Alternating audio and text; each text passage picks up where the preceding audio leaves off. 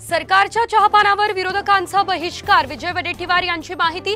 CAA NRC कायदा राज्यात आणण्याचे सरकारचे मनसुबे पूर्ण होऊ देणार नाही, सरकारला दिला इशारा।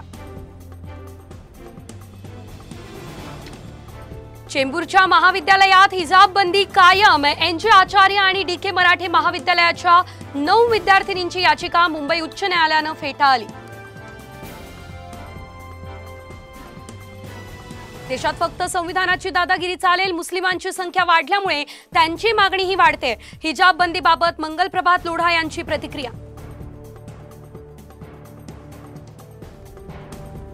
पावसाळी अधिवेशनाच्या पार्श्वभूमीवर आज महाविकास आघाडीची महत्त्वाची बैठक। प्रमुख नेते राहणार उपस्थित। बैठकीनंतर पत्रकार परिषद होणार।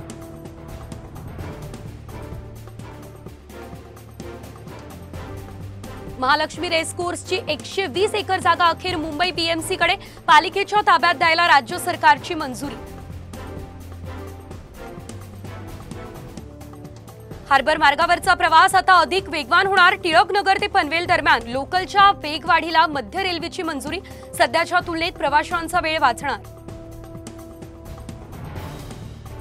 रेल्वे प्रशासनाकडून पश्चिम रेल्वे मार्गावरच्या स्थानकांचा कायापालट करण्याचं काम सुरू। बोरीवली स्थानकात तिरंगी रंगातील नवी पाटी।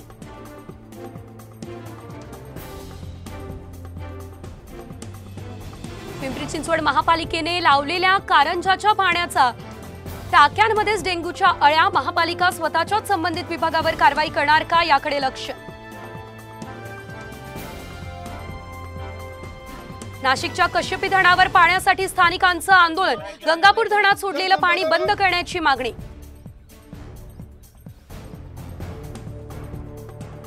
नाशिक जिल्ह्यात स्वाईन फ्लूचं थैमान। जिल्ह्यात 10वा बळी, आणखी 6 नवे रुग्ण आढळल्यानं आरोग्य यंत्रणा सतर्क।